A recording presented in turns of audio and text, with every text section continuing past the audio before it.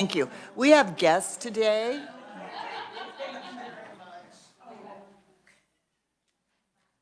All right, we're going to get this committee started. We're running a couple minutes late because folks are wandering in from other committees, which is fine. This is a very busy time of the year. So today, I want to introduce one of my guests who's on the front row. Her name is Valerie Vasquez. Valerie, can you wave? Valerie is a student at Topeka West. She's a junior, and she's here today with the Boys and Girls Clubs. We're going to be recognizing them on the floor of the Senate at 2:30 and on the floor of the House at 11, and they're our state finalists for Youth of the Year. So Valerie, welcome. And then yes. And then Senator Argabright, you have some guests. Yeah, thank you, Madam Chair. We have 4 students from Geary County, Junction City High School. When I say your name, if you would wave at us, please. Kiara, Jamarcus, Ayana, and Presley. Did I get those right? You're awesome. Welcome. Thank you, Madam Chair. And then Senator Francisco, you have guests? I do. Thank you, Madam Chair. So I would like to introduce the candidate for Youth of the Year from Lawrence, Arabella Gipp, and I'll have her stand. And was really pleased to be able to hear her presentation last night and see her being awarded the $1,000 scholarship. Welcome to committee. Anybody else have any other guests? Okay, very good. Well, thank you so much. So happy you're all here today. We're going to begin today's meeting by working one bill. I know you have 2 bills on your agenda, but House Bill 2128, we are going to move that to Tuesday because we have an amendment that has not, we're just not quite ready yet. So we've got an amendment coming. So House Bill 2087 is what we will work first, and that's our only bill that we're working today. So Eileen, would you want to give us an overview of 2087? Thank you, Madam Chair. House Bill 2087 is the bill that we heard that authorizes certain non-admitted insurers to transact motor vehicle liability insurance with motor vehicle dealers. And it also is the bill that would require the Commissioner of Insurance to maintain that list of eligible non-admitted insurers and would waive that $200 fee required when the insurers submit their annual statement for review and to be included on that list. Okay, thank you. Committee, do you have any questions of the reviser on House Bill 2087? Okay, if not, what is the will of the committee? And there is an amendment that just changes the date. Senator Gossage? So it's a technical amendment that changes the date. Madam Chair, I move that we accept the technical amendment. Is there a second? Senator Cluse, seconds. Any discussion? All those in favor say aye. Aye. All opposed, no.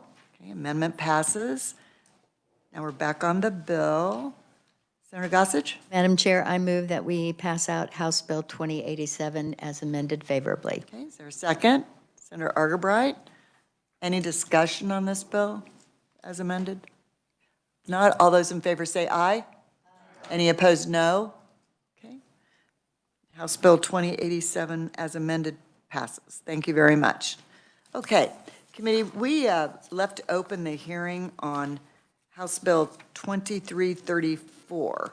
So you have some information on your table in front of you.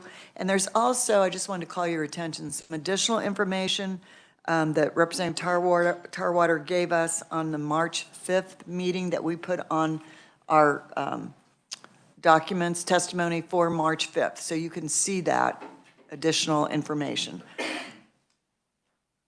do you have any questions about that? If not, Representative Tarwater, I'll invite you back to the podium and you can introduce yourself and continue to educate us. Thank you, Madam Chair, for having me back for a second bite at this apple. Thank you, Madam Chair, for having me back today for a second bite at the apple. I really appreciate the opportunity. I understand that there were a lot of questions around captive insurance. It's kind of a new concept in the state of Kansas. Well, it's been around since 2011 or 2012 when the insurance commissioner passed the first statute laws, but they haven't really been used, and so it is a new concept, a relatively new concept to most of us. And it's a complicated one. As a matter of fact, when I got into it, I got a degree in captive insurance from International Center for Captive Insurance Education, ICCIE. And, and I still am learning every day on captive insurance. But the most important thing to remember is that it's a real insurance company that's regulated by the insurance commissioner. It's just a form of self-insurance. I have with me today online, and we'll bring him in a minute, Ryan Ralston. He works at Elevate Risk Solutions, and he is a captive manager, lives in Wichita, Kansas, and he has vast experience in setting up captives all in other states because they're more favorable. And he's set up lots of captives for Kansas companies that are domiciled now in other states, and Kansas does not get any premium tax on that. And the idea of changing these statutes is to bring those companies back to the state of Kansas so that we can capitalize on the premium tax and form more jobs in the state of Kansas. Ryan helped me walk through the phases of setting up the very first property and casualty captive insurance company in the state of Kansas. So he's walked through the process, and he can kind of compare it to the other states. And he helped write this bill. So when you think it's right to bring him on, Madam Chair, we can do that, and he can give you a quick presentation over his testimony that he had sent in today, or a white paper that he sent in to help answer some of your questions on captive insurance. So I can take questions. That's what you're referring to? It is the one that has elevated at the top right-hand corner that you guys have in front of you. Oh, yes, elevated white paper. Mhm, it's in the packet that you have that was clipped. And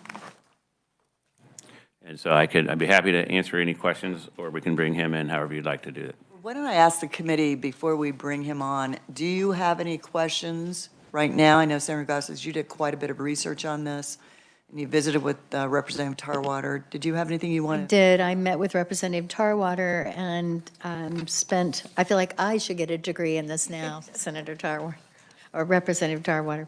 No, he gave me lots of information. I did lots of study on it. And then I also spent a lot of time with Michael Corbett, who I believe was also one of the conferees that we just got to hear for a couple of minutes in the final hearing.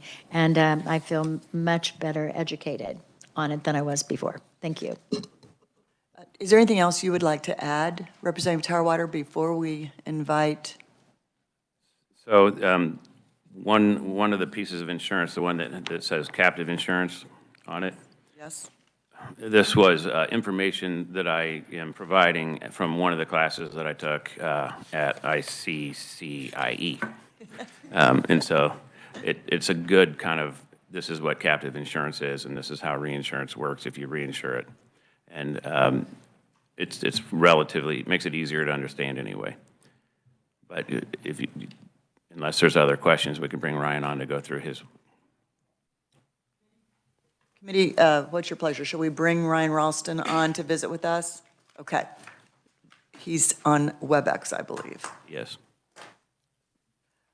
And he might have, he's in Seattle today in the mountains, and so he might have poor internet connections.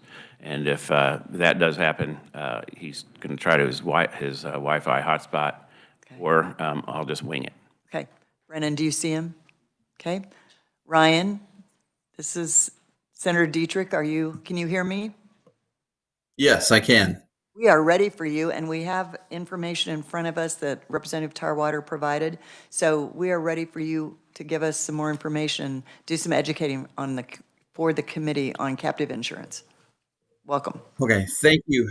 Thank you, Chairwoman Dietrich, Vice Chair Fag, and Ranking Member Francisco, and the committee. Thank you for letting me present today. I'm excited personally about this because I live in Kansas, and I use all the other states for captive insurance because our regulations just haven't been, modified much in the last few years.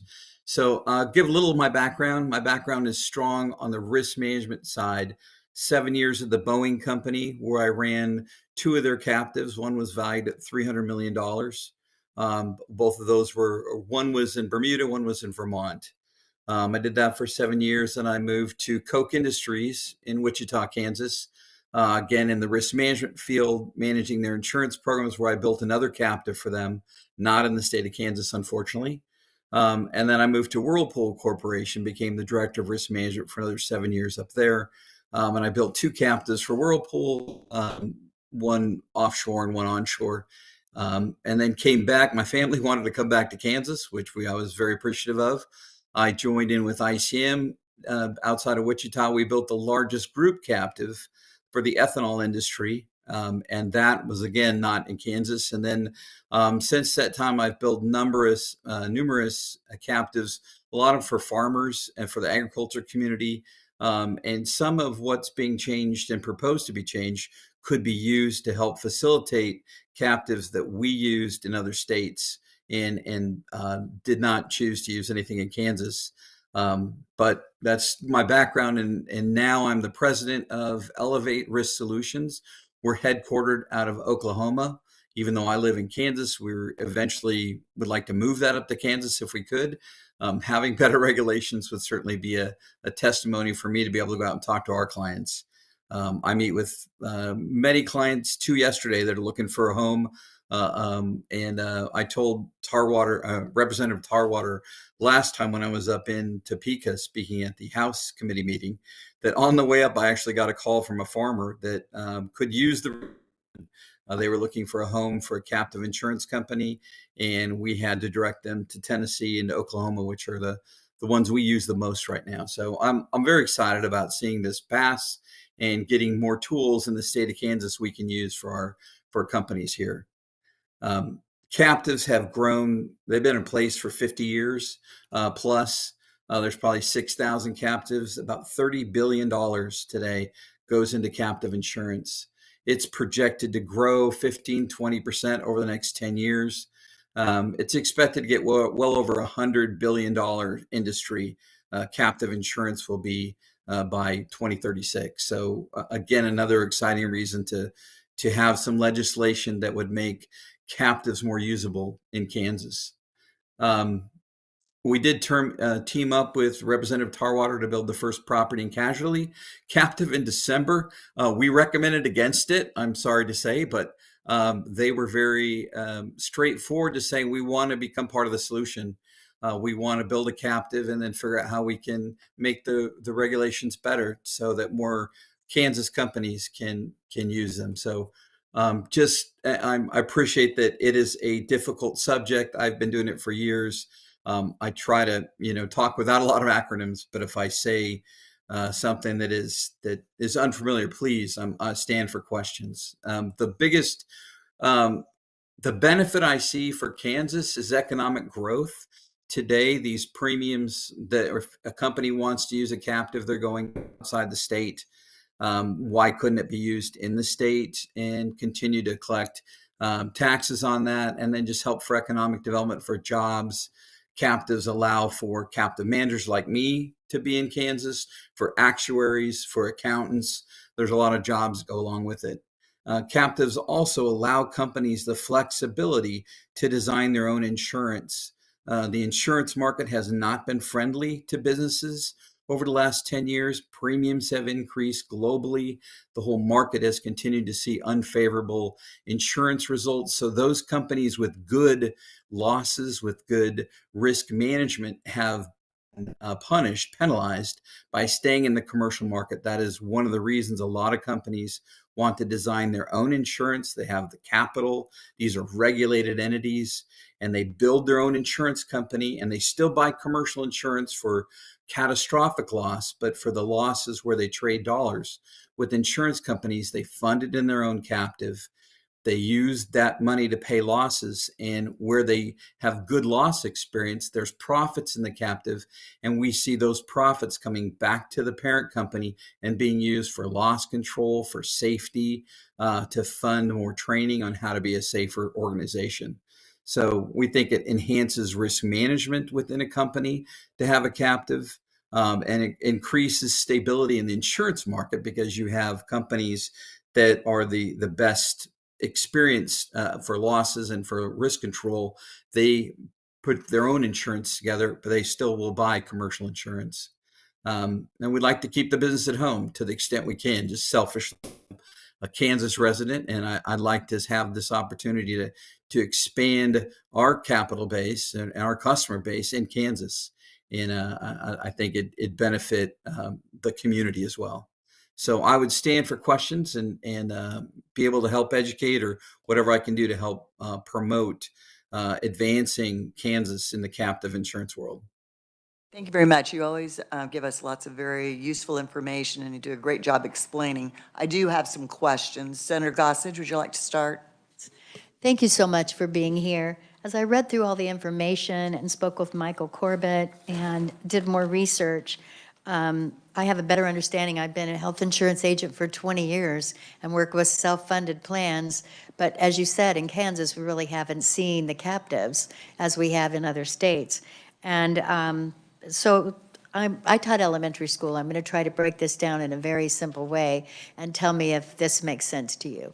So first of all, the difference between self-funded that I see is we typically think of partial self-funded and self-funded plans as being a company that says, we're going to serve as the insurance company, but we're going to have a risk manager that's going to handle the stop loss. So in other words, we'll have a TPA, a third-party administrator, and that might be Blue Cross, or that could be an Optum or any of the other ones that do that, and they will process everything. And the benefit to us is if we have a really healthy year, we get to keep some of the monies that were put into a fund.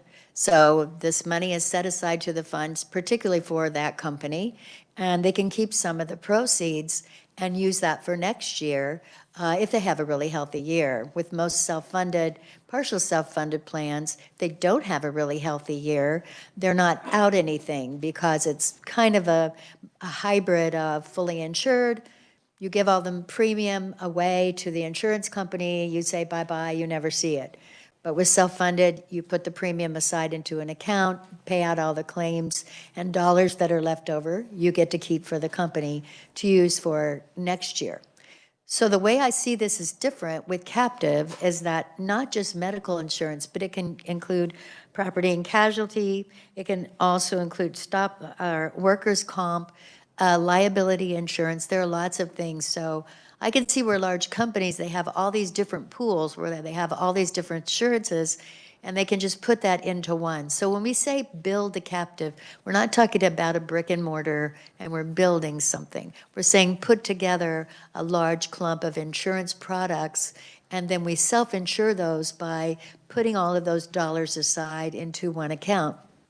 What I see as a benefit to Kansas is, number one, that banks here in Kansas could have those millions of dollars that could go into that account and be used for that purpose and then be paying out, in those claims. We have some stop loss companies that they could benefit from that are domiciled here in Kansas. And it looks to me like when I see what we already have in statute, what we're really doing is kind of bringing it up to code like other states have done and just adding what we call cell captives, which are the cells or the smaller captives that would come under the larger umbrella of a captive. Is that about right? That's a big part of it is the cells. I think some more flexibility, adding workers' compensation as an allowed expense that can be put into a captive, as well as lowering the taxes. The tax is kind of a game changer if we can get a tax that's more in line with what other states are paying. Thank you. That concludes my question, Madam Chair. Thank you, Senator Gossage, and I appreciate your elementary explanation. It was very beneficial. Thank you. Yes. Oh, I'm sorry, Senator Fagg. Thank you, Madam Chairwoman. This one that has the captives by state that was put into this deal, I was looking at that, and it says 20.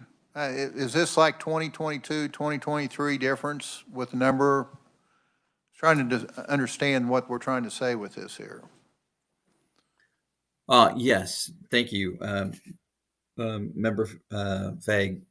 Yes, what we're trying to show is that Kansas has had captive regulations in place, but it has been unable to attract captives. I think this is the first column to the right. The far right column is 2023. The next one is 2022. Many states have put in new captive regulations that have allowed them to grow and create a better attractive domicile for allowing captives to be set up in their state. Kansas has been unable to do that. They've had one that was not a property and casualty insurance company for years and years. I think at the end of 24, it'll show two, because Senator Tarwater and I put together the first property and casualty one, which will make two. But we would like to see that grow, and we'd like to see that, you know, be able to be something that we can use to put more captives in. Sure. So I got a follow-up to that. Just to comment, I noticed that when you look at our neighboring states, Oklahoma, Missouri, Colorado, Nebraska, are all above us in this thing. The thing that caught my eye was on number 4, Delaware. In 2022, they had 319, and 2023, 289. You know why, instead of going up, that's one that was going down. Do you have any idea what was going on with that? I don't know the specifics of each one of those that came out. There has been, the IRS has been tightening the belt on certain captives that were set up that didn't really conform to captive insurance regulations. So they had been pushing back, and I think Delaware had a number of those that the IRS was saying these aren't formed in an appropriate way. And I think they took a brunt of it that year. Very good. Committee, questions? Other questions? Senator Rose, did you have your hand up? Did I miss it? Okay. Other thoughts, committee? Now's your chance. This is the last time we'll be able to ask questions of people who know more than we do. Okay. Senator Fagg? Thank you, Madam Chairwoman. When we look at Oklahoma and the Missouri part, that especially Oklahoma, you can see they've had 10 more. Is there anything we need to do outside this bill to kind of encourage that? Because when you talk about economic development and stuff, we're all looking for that kind of thing. So is there any suggestions that you would have that other states that you've been around have done a good job in? Just wondered your thoughts on that. Thank you very much. Representative Tarwater had asked me that months ago before he even wrote the regulations. We took the largest areas we thought would be appropriate right now for growth, the cell, the workers' comp, and the taxes. If we could pass this bill and clean up that part of the act, I think we'd be set up in a very good position to grow. There's always improvement. There may be other things down the road that we could look at improving, but for now, these are the basics that we need in the regulations to be able to promote them. In the state of Oklahoma, of that growth, we put 6 of them in the last couple of years, and there's ones that we manage, and we would love an alternative.